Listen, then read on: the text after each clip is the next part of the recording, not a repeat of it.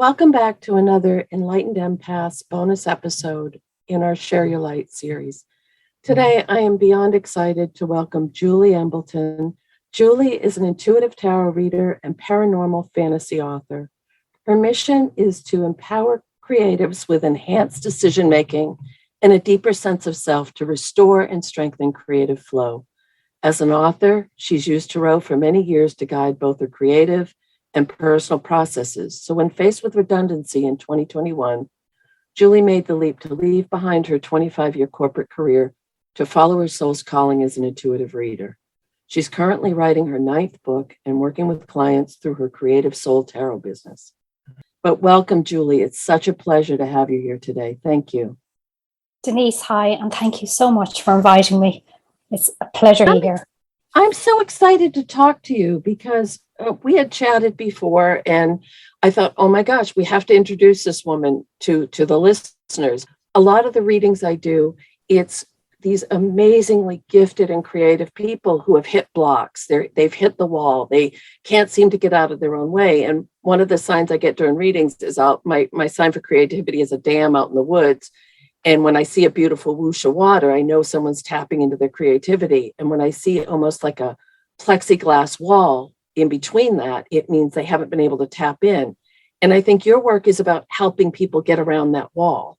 Yes, definitely. As a writer, I know what it's like to hit a creative block. And it's a really uncomfortable and frightening place to be. And you can find yourself sort of looking towards a future and thinking, will I ever get over this? Will I ever be able to write or create again? And yeah, it's not a nice place to be. No, we all know life gets in the way and sometimes it has to be put on hold. But for people who express their emotions or their sense of self through their creativity, a block can be a really detrimental part and cause a ripple effect in other aspects of their life as well. Oh yes, no, it definitely leaks. It'll definitely leaks into other aspects of your life. Yeah, without a doubt. I mean, it affects your confidence so much, and that can, trickle through into relationships and, a career if you have a job outside of your creativity, and definitely, yeah.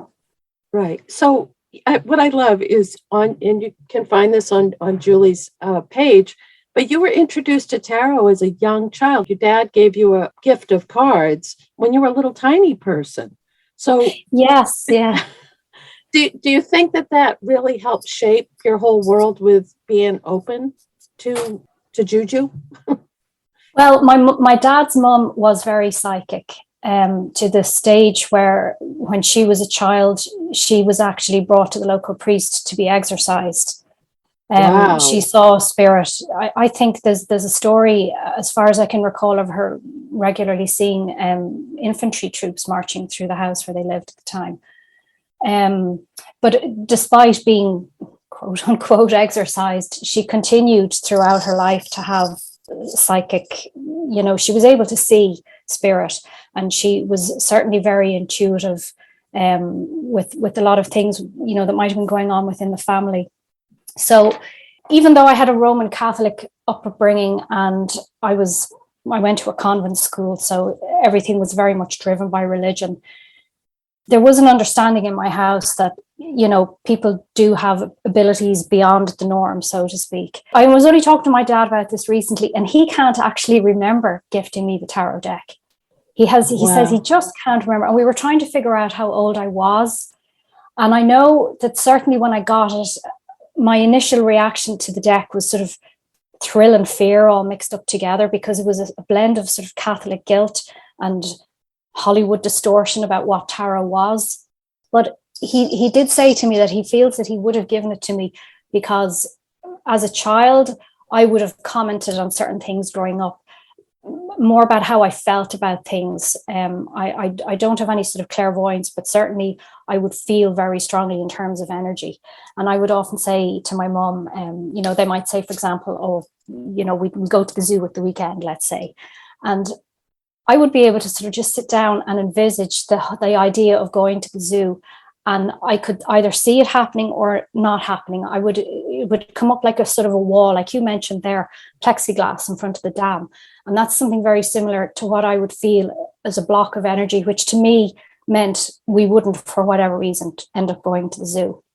And I remember mentioning this to my mum and dad over the years. So perhaps, my dad took that and sort of went, okay. And they weren't going to say, oh, don't think like that or anything, because he would have experienced that with his mother.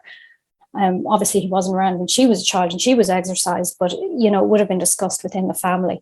So there was an understanding within my family that these things happen, that people do have these abilities. And so it wasn't discouraged. I wasn't told to be quiet or that I was nonsense or anything like that. But even funnily enough, at that time, I didn't know anything about tarot. So when he gave it to me, I was kind of taken aback and going, okay, what's this all about? And I took it out of the box and I had a look through it. I can't even tell you what deck it was. It was a miniature deck. I still have it, but it's not. It didn't follow the traditional Rider-Waite, or it was much more simple than that.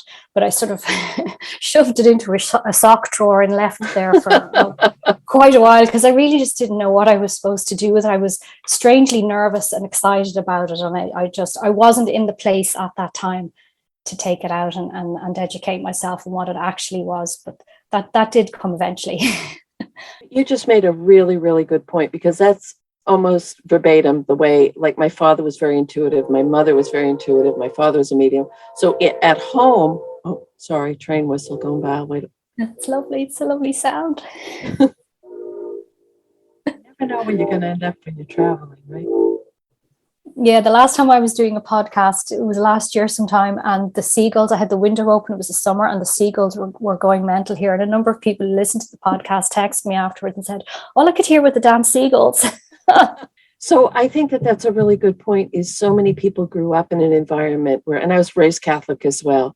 So, and my mother went to parochial school, and it was, when my parents got married, my father wasn't Catholic. So back in that day, it was considered a mixed marriage, and they couldn't get married in the altar. And it was just a mess. So, but my grandmother made my father sign off on any children will be raised Catholic. So very, very strict. I had the same exact experience with you, as at home, there was a normalcy, but then as soon as you stepped out, it was like stepping through that looking glass into another world where it was taboo. And as far as the cards and all the things that are in the Bible, and for a lot of our listeners, they're in that place right now. And we're on the other side of it, and we've made peace, and we've realized it all goes to the same place anyway.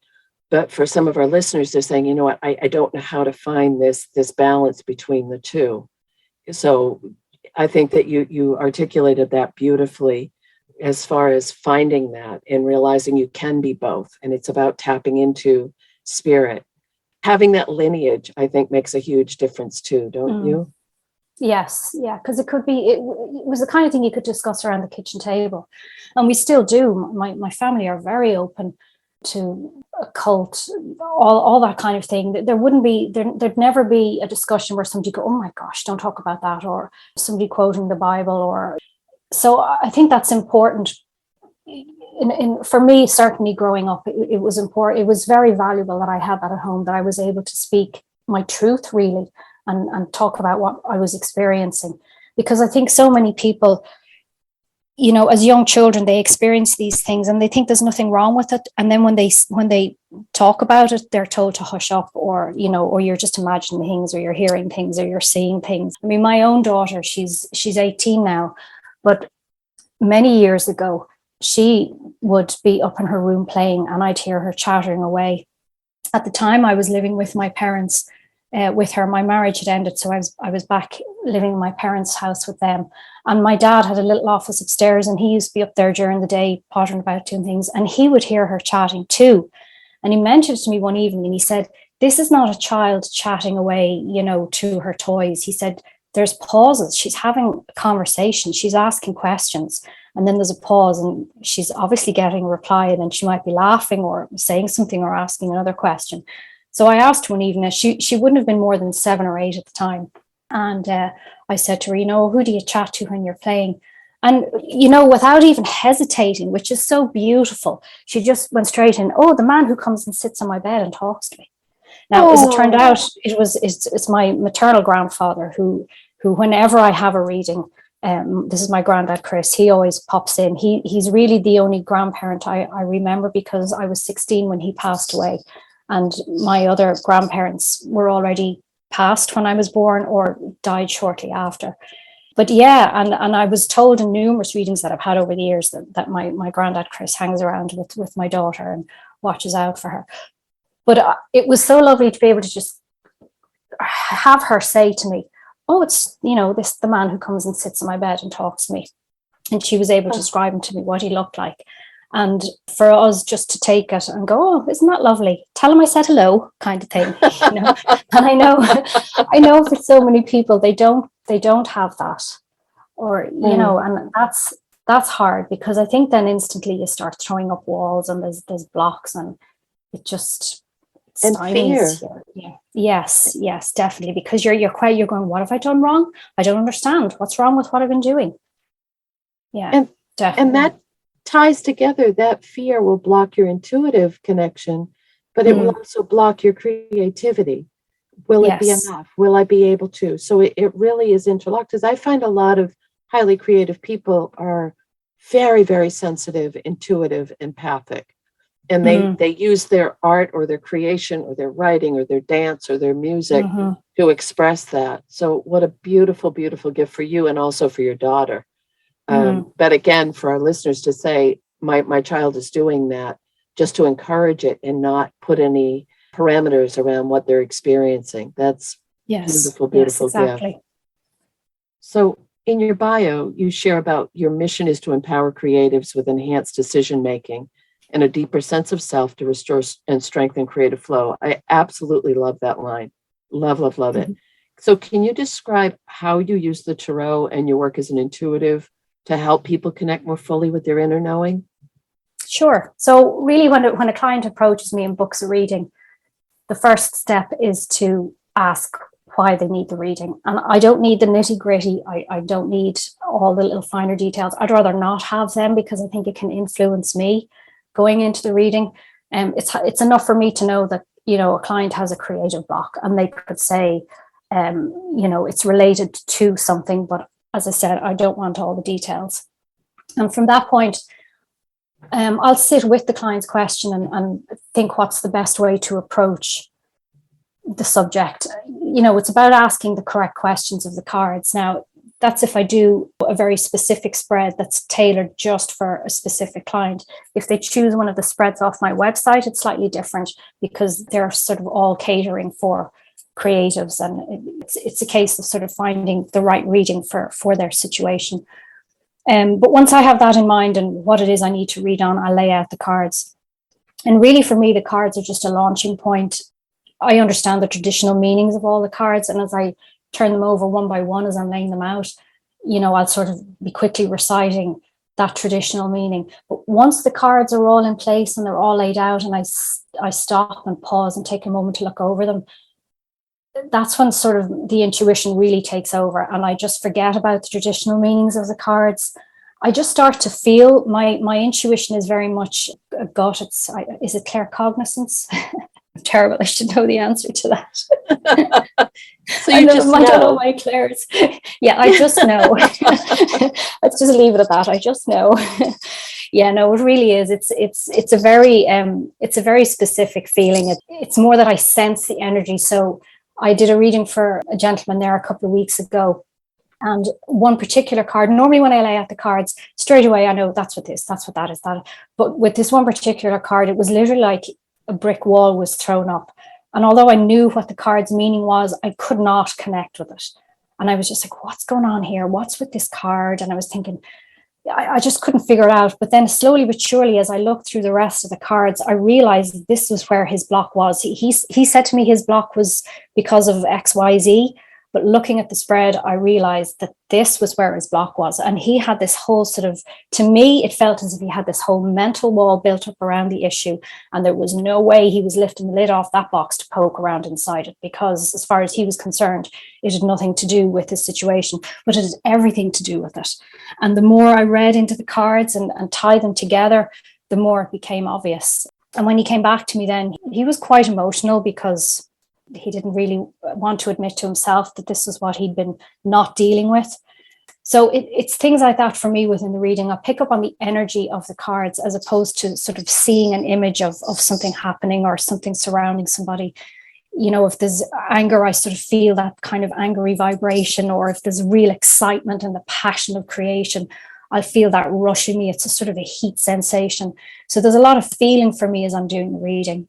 And from there, then what I really love to do is create rituals for my clients. So I like to give them something to go away with. Obviously, they have the reading, but I like to carry on. I don't like to just end. That's the reading. There you go. Bye now. Thanks. See you later. Close the door on your way out. I like them to have something to take away with them. And I love ritual that is positive and affirming. You know, little things that you do every day that you kind of get a bit of a kick out of and that you enjoy, and it's very personal. I'm not into big, convoluted ritual. Even, you know, in my own spiritual practices, I'm not into one for big complicated altar or following all the steps if I want to work a certain spell or anything like that. I just like to really keep it simple. And I think that's probably a kickback to my Roman Catholic upbringing. Mass on Sunday and the associated ceremonies were all so complicated and drawn out and that kind of thing. Yeah, so once I finish doing the reading, as I'm doing them, I'll be thinking of different ways in which the client can carry on with their work around the reading. It'll all be very personalized. I might give them ideas for affirmations. I might give them how to create a little mojo bag that they can carry around with them every day. If they use tarot themselves, maybe some journaling prompts that they can do with tarot or their own tarot spreads. All these little things. So they get attached to the reading as well. And what I want is for the client to carry on working on themselves once the reading is done. I might have lifted the lid and shown them what's going on, but I need them to unpack the rest of the box and work through it as time moves on. I feel when as creators, when we get stuck, you know, we can't see the wood for the trees. We're so tangled up in our own thought processes, the negative thinking and fear and all that, we get stuck. But when you have a tarot reading and you're shown a way out, that hand that's offered to you and you grab it and you take it, sometimes that very first step can have a real domino effect. And all of a sudden, all the blocks come tumbling down around you. And once you start taking those steps and getting back up on your feet and brushing yourself down, it's very empowering to face something like that and to overcome it. And I think in time then, when you look back and you realize you've done it and you look back at what you've achieved, you move towards the future knowing that if that ever happens to you again, you know you'll get through it and you know how you're going to get through it. And that's, I think, as creatives, that's something, like you mentioned, you know, we can be such a sensitive bunch of people. And like that, we're always looking for approval is not the wrong, is really the wrong word. We want people to appreciate our work and admire it. But I think that lingers in ourselves in terms of our self-confidence. And if you can overcome a big block, I think that's a huge boost to somebody's confidence to be able to look back and go, and I did it myself. I got a helping hand, but I got up and did the rest of it myself. And I know in the future I'll be able to do the same. I absolutely, completely on a soul level understand what you're saying about this, because when I do readings, I do intuitive tarot as well. And that's the way I teach tarot. If you can learn a brief little segment of what the card means, rather than memorizing the book or always going to the book, and use that as a tool or a jumping off point to open up to your intuition, that's where the richness comes in. That's where that's when you're able to bring it to the individual and not just make it a generic reading, which sounds like exactly what you're talking about. The other thing about empowering people, and that's, you know, my tagline, why, if someone said, why do you do this work? I would say, I want to empower people to find their own inner knowing and light. And I want to be a conduit for spirit to bring through messages. That's it. Very simple. And you're spot on with just keeping it simple. It doesn't have to be really elaborate, because I think sometimes if we make it too much, I didn't turn to the left and do 3 jumping jacks and wave a wand, and then, it's not going to work.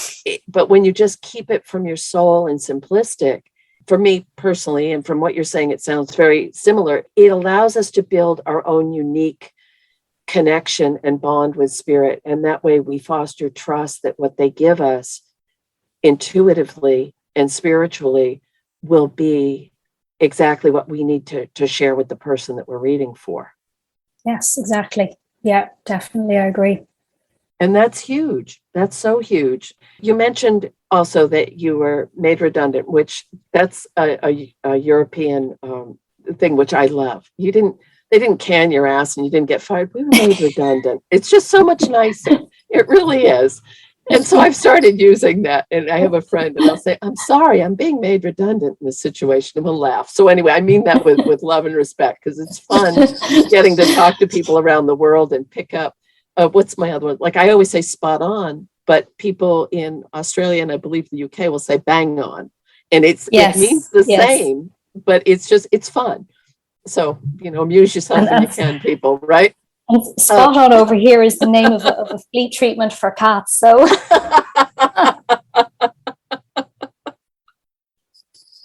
oh goodness. So, you were made redundant, and do you feel like that was Spirit's way of saying, okay, enough? We've been building you up. We've been helping you get there. You've been a published author all these years. You've done this as a side hustle. Done. It's time. Did it feel that big? I hope so. I hope that's what they're trying to tell me. We go through life and you sit at home and you're so assured about some things. You go, that'll never happen. That could never, ever happen. And I worked for this company for 18 years and we were all called during lockdown to this online Zoom meeting. And we were all, you can imagine the gossip bouncing around the teams, the online teams, everybody trying to figure out what was going on.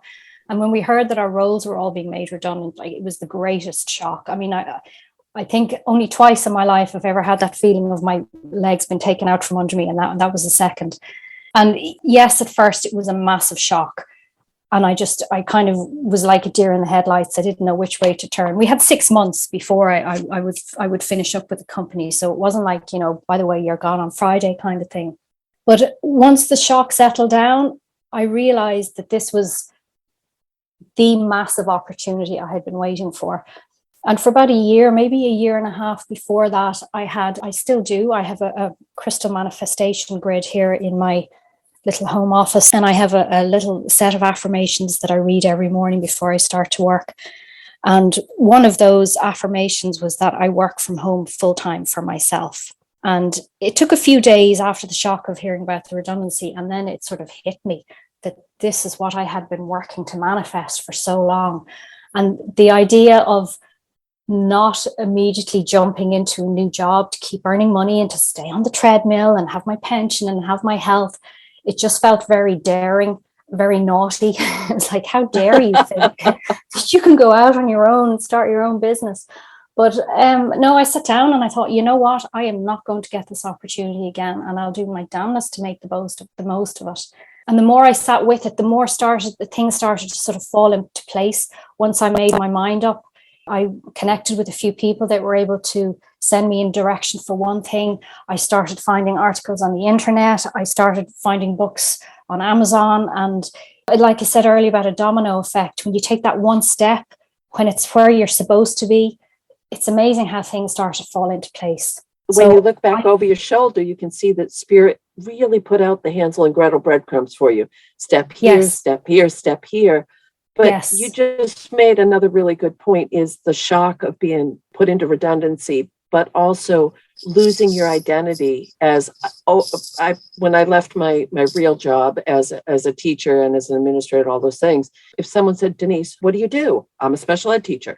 It was just my immediate response. And I identified so much with that role that it took me a little bit of time. So I love that you had that 6 months to kind of reacclimate to saying, I work for myself full time. And your timing with this is fantastic, because what's been coming up a lot in the collective, and for myself as well, is that it's time to redefine the dream. It's time to really look at, it's so funny where our lives are paralleling here is I manifested a certain way I wanted my life to be. And now I'm realizing, okay, what do I want to keep? What do I want to let go of? We're all kind of doing that shell game of restructuring and redefining what a dream looks like. Yeah, it's ongoing, isn't it? You think to yourself when you're manifesting something like this, that I'll get it and then that's it. I'll never want another thing again in my whole life. But then you're there and you go, well, actually, now I kind of like to try and do this. And it's amazing how it just keeps evolving. And it keeps you from aging out. I mean, if you're always continuing to grow and evolve and seek and read and learn and grow, well, it makes it more fun to be on the planet, I think, or at least it gives it more purpose rather than that narrow focus of this is my life. I'm going to do it for the next 50 years and then I'm going to leave the planet. That just, that seems very sad. That's funny now, because I one of my blog posts I posted up last week, I had a quote from Albert Einstein, and it said, "The day you stop learning is the day you start dying." And I just, that really struck a chord with me. So to jump to a different topic again, is I am, and anyone that's listened to the show know my obsession with being in nature and connection with, the spirit of the land, all of those things. And that's really strong for you as well, isn't it? That connection with the natural world. Yes. I love trees. I think I must have had a previous life where I was like living in Robin of Sherwood or something, because I just feel instantly soothed when I'm around trees. Always did. As a child, we lived in the suburbs, but we were only a short drive from the Dublin Mountains, and we used to often go up the mountains on a Sunday. I'd imagine, I have a brother and a sister, so I imagine my mum and dad, their whole point was to get us up there and run the legs off us so that we wouldn't make a peep for the rest of the evening. But when we were up there, I used to collect things like we little bits of quartz rock, or fool's gold, we call it. I think it's just tiny pieces of quartz with pyrite in it. Yes. And, the mountain trails were covered in these, and I used to collect them, or acorns or pine cones or whatever I could find. And I used to bring them home, and my sister and I, when we were in school, there was always an altar in the classroom, and my sister and I, we shared a bedroom, and we liked the idea of the altar, but not with the crucifix and the candles and all that kind of thing. So we used to put flowers and all our little bits and pieces on it. And I used to gather up all these things. And I also had a book that I used to keep hidden under my bed. And, I'd forgotten about this for years, but I used to cut pictures out of magazines of trees, flowers, plants, birds, leaves, feathers, anything, and I used to stick it into this book. And I had no idea why I did it, but I used to stick them in, and I used to like looking at them. And I wonder, I say to myself now, maybe it was my very first book of shadows, and I just didn't know what I was doing. That is so fun. I can remember my mother saying to me, said, "Denise, why do you have to bring all these damn rocks and sticks and shells and twigs into the house?" And I've done it my whole life. Like, to me, that's a treasure. If I go somewhere and I find a little treasure, what I've changed, though, is now I ask permission if I'm going to take it. And I didn't used to do that. I always ask I say I have this, and I say that same thing. Yeah. But what I'm finding lately is the trees, and I've shared this before, is sometimes I'll walk through the woods, I'll be drawn to a certain tree, I'll put my hands on it, and I'll download a message, or I'll feel that. It's an amazing, amazing way to feel like this whoosh of energy, and you feel so grounded and connected. It's beautiful. And sometimes you can actually download messages. And one of the places I stayed recently, there was a 300-year-old oak tree, and I did that. It was such a sense of reverence and connection. So I've been playing around with a little bit, because I'm traveling right now in different state parks and natural habitats. And the different distinct personalities of the trees cracks me right up. I mean, some are fun and light, and you can feel it. It's a great way to hone your clairsentience and your senses, is see where you're drawn. Yes. So do you use that connection with nature as a way to recharge your own batteries? Yes, I live beside the sea now, and it's beautiful. It's ever changing. The Irish Sea she's a very moody thing. So she never looks the same. Even within a minute, she can change her appearance. And it's beautiful to walk around here, but there's also a park further up the road. It's a drive away. So at this time of year, it's not ideal. Definitely there, I would come back from a walk like that feeling far more grounded and myself, because of all the trees. And now it's beautiful. Some of the walkways are wide, some of them are very narrow, but they're all surrounded by trees. And I lived a few years ago, I rented a little house that was on a farm, and the farm was massive, and it was only myself, one other tenant, and the landlord who lived there. And we all had our own houses, and we could walk around inside the farm. And this place was absolutely beautiful, untouched, had been left alone for years and years. So nature was just doing its thing. And like that, I had many nooks around the farm that I used to go in and just sit quietly. And the peace that comes from the grounding, the sense of your feet, even if they're in shoes or bare on the ground, and drawing that up, the sense of peace that infuses me every time is just, it's better than any medicine. Absolutely. I agree 100%. I know we need to start to finish up, but I would love you to discuss your writing a little bit, because we do have a lot of people are being drawn to write books. And do you have a process that you follow? Is that just that some folks just can't not write? They have to physically, mentally, and spiritually write if they're going to be here. So how does that work for you, as far as, because you have this very prolific series, it's incredible, you're an amazing writer. How does that fit into your world as well? So I started writing when I was a teenager, and I really only ever wrote for myself because I had all these stories in my head. And really, if I didn't get them down on paper, I wouldn't be able to think straight. They consumed me, and I would become very distracted by them. So I started writing them down and filling up notebooks with them, and never ever thought that, oh, I'd like to be a writer. It was just a physical act I had to do to keep my head clear. And then I, grew up and got my job. I lived in London for a few years, and I wrote while I was in London. And again, it was the same thing. My job was very stressful when I lived in London. I was in hotel management. I was away from home. I was quite homesick. I had some people around me who were very negative people, and, life wasn't great in London. I wanted to come home, but I knew I needed to stay within my career, because then I would be able to transfer back to Dublin. So I found a lot of healing and comfort in writing. And then I did come back home, and I stopped writing for a few years. I got married and had my daughter, and life just kind of got in the way. But then I got back into it again, and I realized how much the absence of it had left a void in my life once I did start writing again. That stage, I think I had one of my series is the Voyager Chronicles series, which is a fantasy. It's an epic fantasy series, and it's worlds, sort of a medieval setting and a contemporary setting. And there's realms and there's sorcery and all sorts of shenanigans in it. And this series came from a very, very short, brief snap of a dream that I had. And I decided that this whole story just blew up in my head. And after all these years of not writing, I thought, oh yeah, I must put this down. And I did. And it just grew from there. Like, it grew legs from a 10-second dream. I think now that the series itself is close to 500,000 words between the 3 books, which is phenomenal to think of something that came from just a really short snippet of a dream. But I realized as I was writing that, yes, like you were saying, I can't not write. I'm more at peace with myself and the world when I have all these ideas in my head and I can put them down on paper. And it is, in some respects, writing, especially fantasy, is an escape from reality. And God knows, over the last few years, we could all do with an escape from reality. And I found over the years that when I'm going through, a lot of emotional upheaval, that writing is my cure. When my marriage ended, writing was so healing for me. When I was living in London and dealing with all of that stuff, it was so healing for me.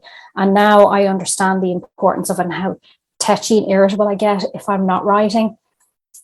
It's just, I think it was you actually who said it to me when we were chatting the last time. You said to me that you'll just write until the day you die. And that's the truth of it. Whether anybody reads my stories or not by then, I don't know. I don't care. It's just the actual act of physically putting the story down.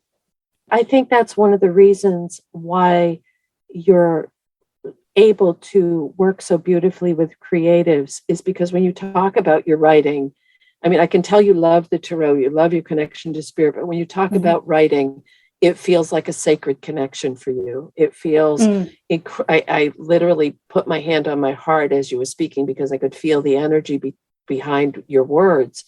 And gifting or helping walk someone through with a reading to find how to reconnect with that is a gift beyond measure. And I am doing a shameless plug here. I gifted a dear friend of mine with a reading. She's an amazing illustrator. It brings tears to my eyes how gifted this woman is as a creative. And she has been going through some interesting times. and she did a reading. She said your reading, literally, it was incredible and deep and rich. And so for me, for my dear friend, thank you. But please, please keep doing what you're doing, because you're the real deal. And we need more people who are doing this work, not from a place of ego, but from a place of service. And you do that absolutely beautifully. So thank you. Thank you. No, thank Yeah. you. So if anyone is interested in getting to know Julie a little bit better, or working with her with a tarot reading, you can go to creativesoultarot.com.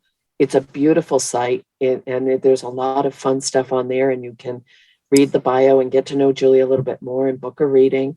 You can also find more about her work as an author on julieembleton.com, and Embleton is Embleton.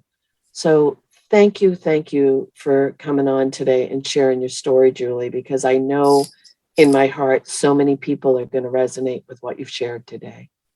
Oh, thank you. It's been lovely to be here and to chat to you again. You're really the epitome of this whole plan to share your light. And I know in my soul, someone out there heard this and they're like, wow, I know I can do it now. So thank you. And to all of you that are out there listening, take care of yourselves. Find your way to share your own light, and realize that no matter what it is, if it's important to you, it really does matter. Okay, take care.